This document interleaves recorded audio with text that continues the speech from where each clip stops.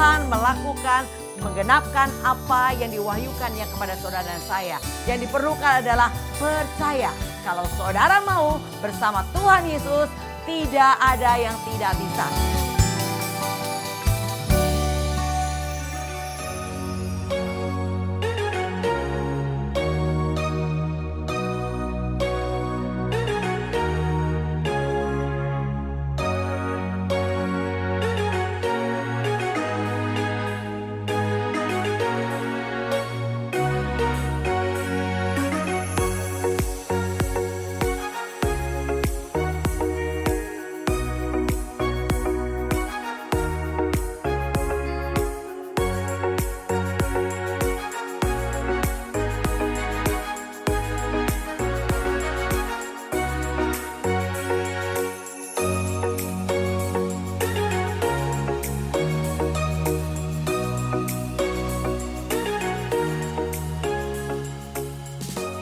Shalom sahabat Probo, salam jumpa kembali bersama GOB Generation of Breakthrough. Hari ini kita akan melanjutkan pertemuan 2 kali di minggu yang lalu ya saudara, bicara hukuman Tuhan atas bumi. Yang pertama, kedua kita sudah dengar dan sekarang kita akan masuki hukuman Tuhan atas bumi yang ketiga. Sebelumnya mari kita satukan hati kita berdoa. Tak hentinya kami naikkan syukur di mana Tuhan mengajar, melatih, membimbing, menuntun kami senantiasa. Ini waktunya Tuhan, ajar kami terus agar kami boleh mengerti apa yang akan terjadi di depan kami ya Tuhan. Berbicara Tuhan dengan pewahyuan hikmat daripada Tuhan. Dalam nama Tuhan Yesus kami siap mendengarkan. Haleluya, amin. Saudara, bacaan kita tetap di Wahyu 3 ayat 10 sampai dengan 11. Karena engkau menuruti firman-Ku untuk tekun menantikan Aku, maka Aku pun akan melindungi engkau dari hari pencobaan yang akan datang atas seluruh dunia untuk mencobai mereka yang diam di bumi. Aku datang segera. Peganglah apa yang ada padamu supaya tidak seorang pun mengambil mahkotamu. Ya, saya akan mengingatkan dalam 3 pertemuan kita ini, yaitu di Wahyu 3 ayat 10 dan 11. Tuhan akan melindungi kita dari hari pencobaan yang akan datang atas dunia, yaitu kepada mereka yang menjadi pelaku firman dan tekun menanti-nantikan Tuhan. Di mana kita menantikan Tuhan, di tempat di mana 2-3 orang berkumpul Tuhan hadir. Mari terus bertekun, nantikanlah Tuhan di dalam setiap pertemuan ibadah saudara dan terus melakukannya dan selesaikan sampai tuntas, yaitu di garis finish ketika Tuhan memanggil kita atau Tuhan mengubah kita dalam tubuh kemuliaan, yaitu pada saat pengangkatan orang percaya. Nah saudara, ini yang perlu kita perhatikan. Saudara harus berjuang hari ini untuk luput dari kemurkaan Tuhan, yaitu hukuman atas Tuhan bumi.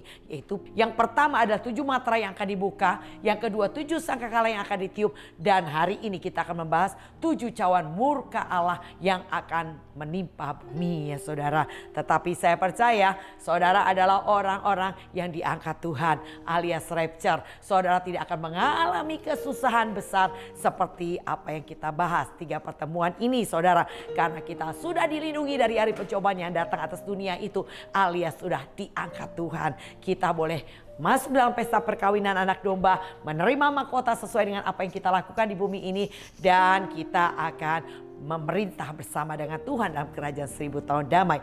Ya saudara, kembali kita lanjutkan bicara tentang pegang apa yang ada padamu, yaitu bicara mari saudara, biarlah kita menjadi orang yang dapat dipercaya dan bertanggung jawab dengan apa yang Tuhan percayakan. Biarlah Tuhan mendapatkan saudara sedang melakukan pekerjaan yang Tuhan percayakan pada saat Tuhan Yesus datang ya. Seperti dikatakan, berbahagialah hamba yang didapati tuannya sedang melakukan tugasnya. Nah inilah saudara yang harus kita lakukan. Lakukan tugas yang Tuhan percayakan kepada saudara dengan tuntas. Artinya jangan ada yang membawa saudara berhenti. Walaupun yang dilihat mengecewakan, yang didengar menyakitkan, dihadapi menakutkan, maju terus saudara. Selesaikan pertandingan imanmu, selesaikan tugas pelayananmu sampai Tuhan panggil kita atau Tuhan ubah kita dalam tubuh kemuliaan. Ini yang harus kita pertahankan saudara. Jangan ada seorang pun mengambil mahkotamu. Artinya jangan berikan apa yang seharusnya menjadi milik kepunyaan saudara. Mahkota yang harusnya Tuhan sudah sediakan buat kita, kita berikan kepada yang lain. Kenapa? Karena kita mengundurkan diri. Waktu saudara mengundurkan diri, yang di belakang waiting list di belakang saudara akan maju ke depan. Saudara akan berada di barisan paling belakang. Ya kalau sempat saudara, kalau nggak sempat ya sudahlah ya saudara ya. Saudara tidak akan terangkat dan akan mengalami kesusahan besar seperti apa yang kita bahas dalam 3 kali pertemuan ini. Nah saudara, kita pelajari hukuman Tuhan atas bumi yang kedua. Bicara 7 cawan murka Tuhan yang akan ditumpahkan ke bumi. Cawan yang pertama kita baca dari Wahyu 16 ayat kedua. Maka pergilah malaikat yang pertama dan ia menumpahkan cawannya ke atas bumi. Maka timbullah bisul yang jahat dan yang berbahaya pada semua orang yang memakai tanda dari binatang itu dan yang menyembah patungnya. Nah saudara, mereka yang menggunakan tanda 666 di dahi atau di lengan, maka timbul yang dikatakan bisul-bisul ya saudara ya. Dikatakan yang jahat dan yang berbahaya. Nah kepada mereka yang mau memasang tanda itu, gimana ya saudara ya pada masa itu. Kalau tidak dipasang tanda itu saudara nggak bisa berjual beli. Dan sekarang ini belum sampai ke titik itu. Tapi gambarannya sudah kelihatan ya saudara ya. Saudara harus divaksin, harus pakai tanda vaksin untuk bisa masuk. Tapi itu belum saudara, artinya gak apa-apa, vaksin aja, booster aja gak apa-apa. Tapi itu belum saudara. Tapi nanti akan terjadi sungguh-sungguh dipasang tanda di dahi atau di lengan ya saudara. Nah barang siapa memasang tanda itu, maka pada saat cawan murka Tuhan yang pertama ditumpahkan ke bumi akan mengalami bisul-bisul jahat dan yang membahayakan. Nah yang kedua dikatakan Wahyu 16 ayat ketiga. Dan malaikat yang kedua menumpahkan cawannya ke atas laut, maka airnya menjadi darah, seperti darah orang mati, dan matilah segala yang bernyawa yang hidup di dalam laut. Saudara, cawan ditumpahkan atas laut dan airnya berubah menjadi darah seperti darah orang mati. Dan bahkan dikatakan semua makhluk yang bernyawa yang hidup di dalam laut maka mati semuanya saudara ya. Dan cawan yang ketiga dikatakan di dalam Wahyu 16 ayat 4 dan ke-7. Dan malaikat yang ketiga menumpahkan cawannya atas sungai-sungai dan mata-mata air, dan semuanya menjadi darah. Dan aku mendengar malaikat yang berkuasa atas air itu berkata, adil engkau yang ada dan yang sudah ada, engkau yang kudus, yang telah menjatuhkan hukuman ini. Karena mereka telah menumpahkan darah orang-orang kudus dan para nabi. Engkau juga akan memberi mereka minum darah, hal itu wajar bagi mereka. Dan aku mendengar mesbah itu berkata, ya Tuhan Allah yang Maha Kuasa, benar dan adil segala penghakimanmu. Amin saudara ya. Itu yang akan terjadi ketika cawan murka Tuhan yang ketiga ditumpahkan atas bumi. Maka bukan hanya laut, tapi sungai, mata air semua menjadi darah. Artinya mereka akan minum darah saudara. Tidak ada air bersih lagi pada masa itu. Dan terdengar suara malaikat yang berkuasa atas air bahwa adil engkau yang ada dan yang sudah ada. Karena apa? Karena makhluk di bumi itu mereka menumpahkan darah orang-orang kudus dan para nabi ya. Dan sehingga wajar kalau mereka menerima minum darah, itu wajar bagi mereka kata malaikat itu. Dan mesbah itu berkata, ya Tuhan Allah yang Maha Kuasa, benar adil segala penghakimanmu, itu di surga ya saudara. Dan belum cukup hanya itu, ketika cawan keempat ditumpahkan, Wahyu 16 ayat 8 dan 9 dikatakan demikian. Dan malaikat yang keempat menumpahkan cawannya ke atas matahari, dan kepadanya diberi kuasa untuk menghanguskan manusia dengan api. Dan manusia dihanguskan oleh panas api yang dahsyat, dan mereka menghujat nama Allah yang berkuasa atas malapetaka itu. Dan mereka tidak bertobat untuk memuliakan Dia. Ya saudara, ketika cawan keempat ditumpahkan atas matahari, diberi kuasa untuk menghanguskan manusia. Wah ngeri banget ya, sekarang udah panas banget ya bumi ini. Tapi ini belum seberapa. Ketika cawan murka yang keempat ditumpahkan atas matahari, maka panasnya akan menghanguskan manusia yang ada di bumi. Makanya saudara, kalau ada film-film nih saya lihat nih ya, dibuatlah bunker-bunker di mana untuk meluputkan mereka yang ngumpet di bunker itu luput dari panas matahari yang sangat akan panas menghanguskan manusia di bumi saudara. Ya mungkin itu benar juga ya saudara ya, akan terjadi ya. Kalau dulu ditawarkan rumah untuk supaya luput daripada kengerian yang akan ada atas bumi, harganya mahal banget. Wah saudara ya. Ya memang nanti ada orang-orang yang luput dari masa-masa kesusahan ini. Mereka yang bersembunyi di gua-gua, di bunker-bunker yang dibuat, mereka bisa luput dan mereka akan juga bersama-sama dengan kita yang diangkat. Kita memerintah bersama dengan Tuhan dalam kerajaan 1000 tahun damai. Mereka yang luput dari masa kesusahan besar ini, mereka yang ngumpet bersembunyi di bunker-bunker, mereka yang sembunyi di gua-gua, mereka akan diperintah ya saudara ya. Jadi mereka mungkin ada yang hidup dan mereka akan diperintah dalam kerajaan 1000 tahun damai. Mereka akan berkembang biak tambah banyak bagaikan pasir di lautan. Kita yang diangkat Tuhan sebelum masa kengerian ini, maka dikatakan kita akan memerintah bersama Tuhan. Kita tidak kawin mengawinkan saudara, kita akan hidup seperti malaikat bersama Tuhan, memerintah mereka itu tadi yang luput dari kesusahan besar. Mereka akan bertambah-tambah banyaknya bagaikan pasir di lautan. Tetapi ketika 1000 tahun setelah itu, maka iblis dilepas seketika lamanya dan akan menyesatkan banyak orang. Siapa yang disesatkan? Mereka itu yang dikatakan berkembang biak bertambah banyak selama 1000 tahun, di mana iblis tidak ada kesakitan, tidak ada ketakutan, tidak ada kematian. Saudara bisa bayangkan begitu banyak orang yang berkembang biak sangat amat banyak. Tapi ketika iblis dilepaskan seketika aja lamanya setelah 1000 tahun damai, maka berikutnya menyesatkan ada banyak orang. Mereka itu yang diperintah. Tapi saudara dan saya, kita yang rapture, kita tidak akan disesatkan. Kita tidak akan diseleksi lagi saudara. Kita tidak akan disesatkan, kita pasti masuk surga. Nah ya saudara, jadi berjuanglah untuk kita rapture, berjuanglah untuk kita dilindungi dari hari pencobaan yang akan datang atas dunia. Dua caranya, jadilah pelaku firman Tuhan dan tekun menanti-nantikan Tuhan. Amin. Nah saudara, berikutnya ketika cawan murka yang kelima ditumpahkan, dikatakan Wahyu 16 ayat 10 dan 11. Dan malaikat yang kelima menumpahkan cawan ke atas tahta binatang itu dan kerajaannya menjadi gelap. Dan mereka menggigit lidah mereka karena kesakitan. Dan mereka menghujat Allah yang di surga karena kesakitan dan karena bisul mereka. Tetapi mereka tidak bertobat dari perbuatan-perbuatan mereka. Ya, tidak lagi ada pertobatan saudara. Dari cawan murka yang keempat, kelima, mereka walaupun mengalami panas matahari begitu rupa, mereka nggak bertobat, mereka malah menghujat nama Allah. Begitu juga ketika cawan kelima ditumpahkan, dikatakan atas tata binatang itu dan kerajaannya menjadi gelap dan mereka menggigit lidah mereka karena kesakitan dan mereka menghujat Allah. Bukan bertobat, memang sudah tidak ada pertobatan lagi ya saudara.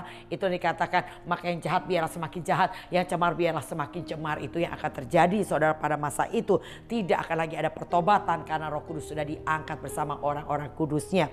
Dan dikatakan di sini karena bisul-bisul yang mereka alami dan kesakitan yang amat sangat yang mereka terima saudara, mereka yang dipasang tanda binatang itu, tetapi dikatakan mereka tidak bertobat. Ya saudara, berikutnya ada cawan yang keenam ketika ditumpahkan, dikatakan apa yang terjadi saudara. Wahyu 16 ayat 12 dan 14 sampai 14.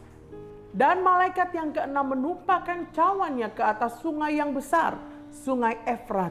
Lalu keringlah airnya supaya siaplah jalan bagi raja-raja yang datang dari sebelah timur.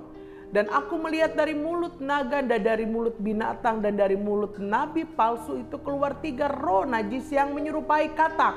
Itulah roh-roh setan yang mengadakan perbuatan-perbuatan ajaib. Dan mereka pergi mendapatkan raja-raja di seluruh dunia untuk mengumpulkan mereka guna peperangan pada hari besar, yaitu hari Allah yang Maha Kuasa. Ya, dikatakan ketika cawan keenam ditumpahkan ke bumi, maka dikatakan dari mulut naga, dari mulut binatang, dari mulut nabi palsu keluar roh najis yang menyerupai katak. Dan ini akan menyesatkan banyak raja-raja di seluruh dunia. Mereka disesatkan karena roh najis ini dikatakan mengadakan juga perbuatan-perbuatan ajaib. Banyak raja-raja disesatkan dan mereka dikumpulkan di satu tempat yang bernama Harmagedon ya saudara ya. Ini yang akan terjadi peperangan besar di sana, yaitu semua mereka para pengikut antikris nabi-nabi palsu itu akan dikalahkan ya saudara.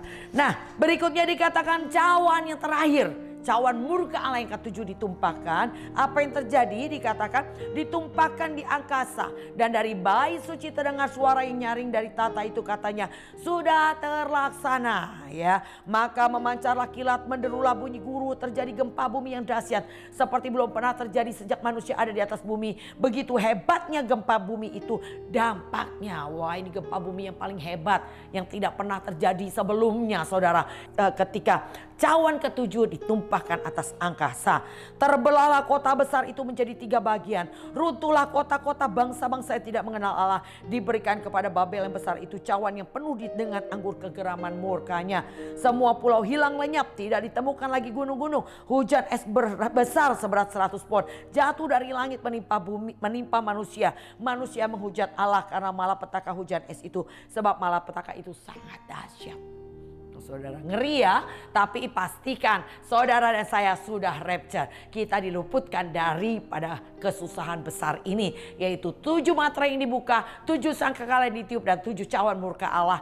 Tuhan luputkan kita, yaitu siapa? Mereka orang yang melakukan firman Tuhan dan mereka yang tekun menanti-nantikan Tuhan. 2 hal ini biarlah saudara catat dan mari saudara hidupi, saudara, selagi masih ada kesempatan hari ini. Berjuanglah, berlari-lari menuju panggilan surgawi.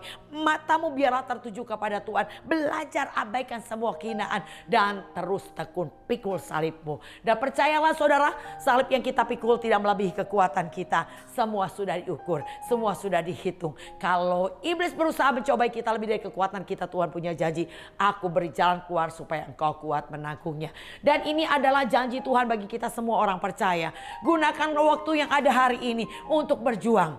Gunakan waktu yang ada hari ini untuk sungguh-sungguh, saudara. Praktekkan setiap firman Tuhan di setiap kesempatan. Apapun yang kau hadapi, apapun kau alami, ingat saya mau katakan, jangan terpancing. Karena iblis berusaha menjauhkan saudara dari Tuhan. Iblis berusaha membuat saudara tidak jadi pelaku firman. Iblis berusaha untuk saudara tidak tekun menanti-nantikan Tuhan.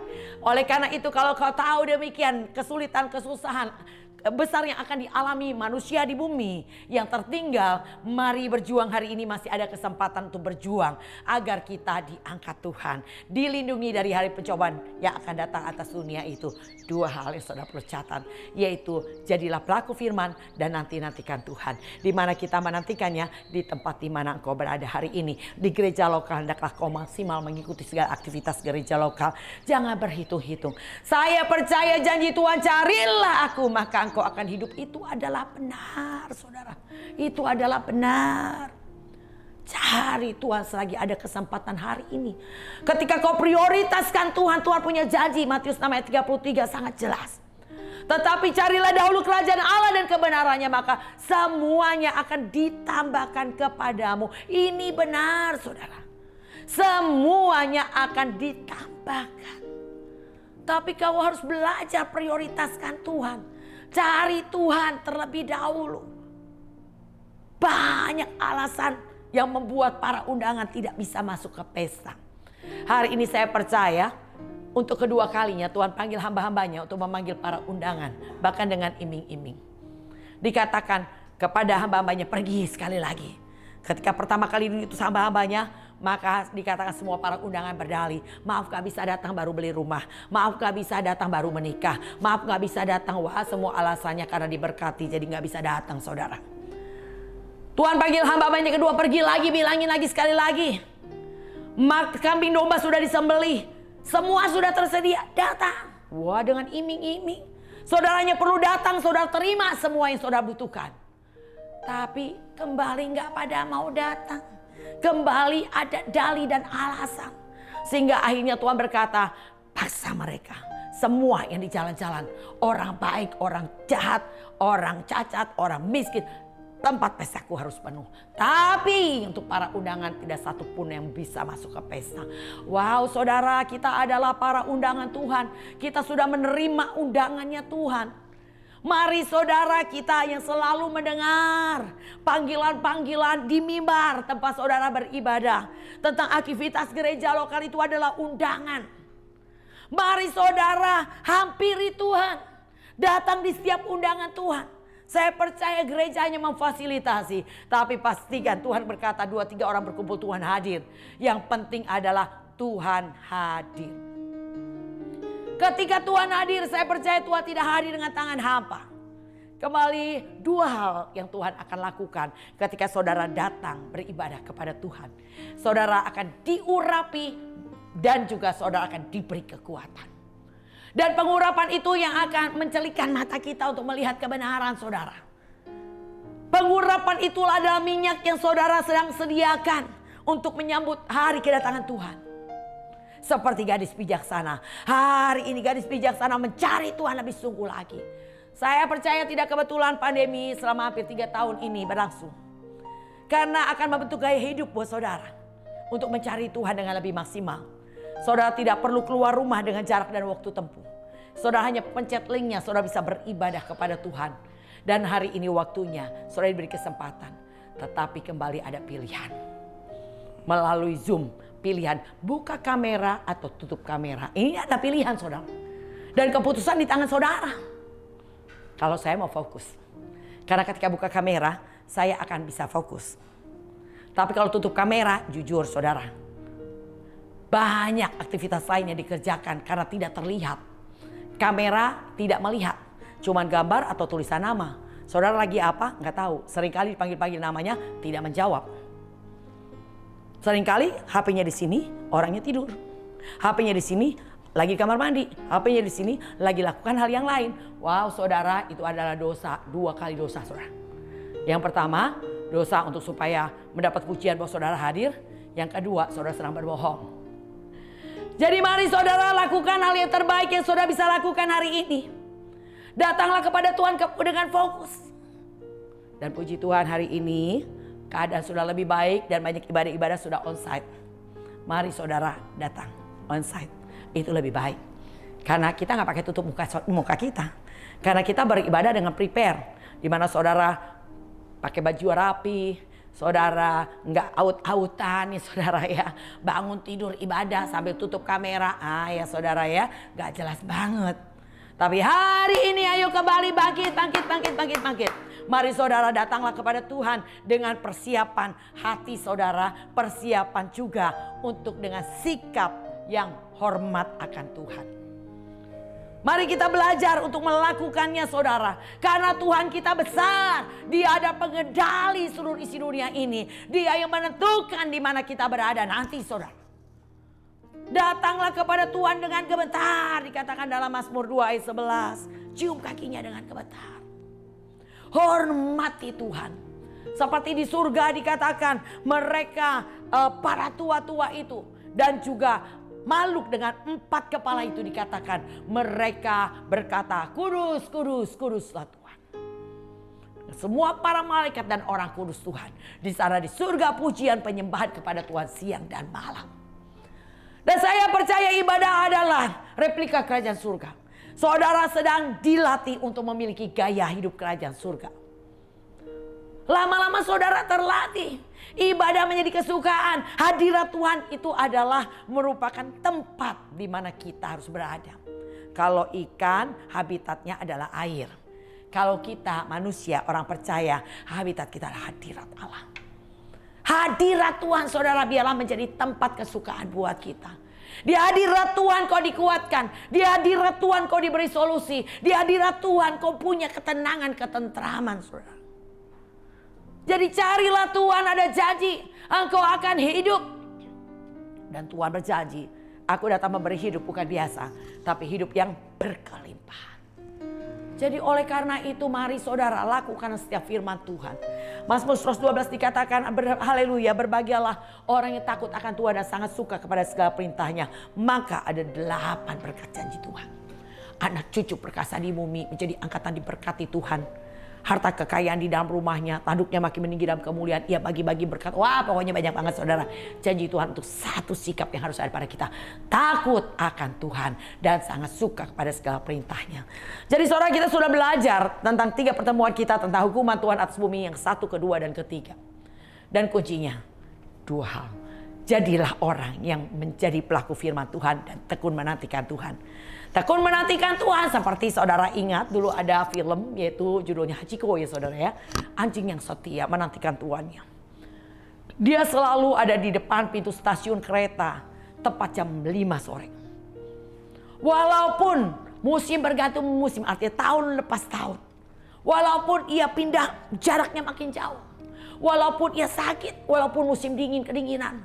Tapi Hachiko tetap menantikan kedatangan tuannya tepat jam 5. Saudara belajar nantikan Tuhan dengan tekun. Di tempat di mana kau mengambil komitmen hari ini, bertekunlah kau nantikan Tuhan. Dia pasti akan datang bagaikan fajar, janji Tuhan. Sampai kalau saya lihat film itu, bagaimana ketika Hachiko mati di situ, di tempat di depan stasiun itu, dan tuannya itu datang menyambutnya. Jadi begitulah hendaknya saudara saya lakukan. Anjing, binatang, kita diciptakan lebih mulia daripada binatang. Masakan kita harus belajar dari anjing, saudara, yang setia. Jadi bersikaplah setia karena Tuhan berkata, ada banyak orang baik tapi siapa yang setia? Untuk saudara bisa menjadi orang yang setia, untuk saudara menjadi orang yang bisa bertekun, saudara hanya perlu satu kata yang dibolak-balik sama, yaitu taat. Taat, saudara. Jangan bersungut-sungut, jangan berbantah-bantah. Taat aja, saudara. Dikatakan dalam Ibrani 4 ayat ke-6, jadi sudah jelas bahwa ada sejumlah orang yang masuk ke tempat penantian itu. Sedangkan mereka yang kepadanya lebih dahulu diberitakan kabar kesukaan itu tidak masuk karena ketidaktaatan mereka. Mereka nggak bisa masuk karena ketidaktaatan mereka, saudara. Jadi oleh karena itu saudara yang sudah tertanam di gereja lokal, taat aja, saudara. Apapun aturan yang dikeluarkan oleh gereja lokal, udah taat, nurut. Aman. Saya percaya saudara aman jalan saudara. Gak ada tuh yang namanya sakit hati, marah, kecewa. Kalau taat, aman jalan saudara. Karena kalau kita nurut-nurut aja, maka jalan kita pasti lurus, saudara. Dan kita punya kekuatan untuk melakukan pekerjaan baik. Hati kita akan selalu gembira, muka kita akan selalu berseri, dan semangat kita akan terus bertambah. Tetapi kalau kita tidak taat atau tidak nurut, maka jalan kita akan mulai bengkok. Mulai menyimpang, saudara. Dan kita nggak punya kekuatan untuk melakukan pekerjaan baik. Hati kita selalu panas, muka kita selalu muram, dan ada banyak dosa-dosa lain yang akan mengintip dan sangat menggoda. Jadi oleh karena itu kuncinya cuma satu, taat. Kalau saudara taat, saya percaya saudara bisa menjadi orang yang setia. Saudara akan menjadi orang yang tekun. Dan ketekunan itulah yang akan membuahkan hasil sempurna, utuh, dan tidak kekurangan suatu apapun. Yakobus 1 ayat ke-4 katakan demikian. Karena Tuhan mau kita sempurna. Matius 5:48. Sempurnalah engkau karena Bapa di surga sempurna. Tuhan mau sempurna. Dan kunci kesempurnaan hanya ada di satu kata, tekun. Orang yang tekun adalah orang yang setia. Jadi belajar terus, saudara. Kita tidak mau mengalami yaitu masa kesusahan besar, yaitu 3 hal yang akan dialami bumi, yaitu 7 materai yang dibuka, 7 sangkakala yang ditiup, dan 7 cawan murka yang akan ditumpahkan ke bumi. Kita mau dilindungi dari hari pencobaan yang akan datang atas dunia itu. Yaitu caranya menjadi pelaku firman dan tekun menanti-nantikan Tuhan. Saya akan berdoa buat semua sahabat penerobos, biarlah kita menjadi orang-orang yang akan dilindungi dari hari pencobaan yang datang atas dunia. Yaitu kita yang mau menjadi pelaku firman dan tekun menanti-nantikan Tuhan. Mari saudara, kita angkat tangan kita, Bapa kami berdoa dalam nama Tuhan Yesus.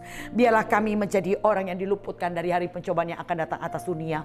Kami tidak mau mengalami 7 materai yang dibuka. Kami tidak mau mengalami 7 sangkakala yang ditiup. Kami tidak mau mengalami 7 cawan murka Allah yang ditumpahkan ke bumi. Ya Tuhan, kami mau Kau lindungi dari hari pencobaan yang akan datang atas dunia. Dan kami mengerti hari ini 2 hal yang harus kami lakukan. Kami menjadi pelaku firman Tuhan dan tekun menanti-nantikan Tuhan.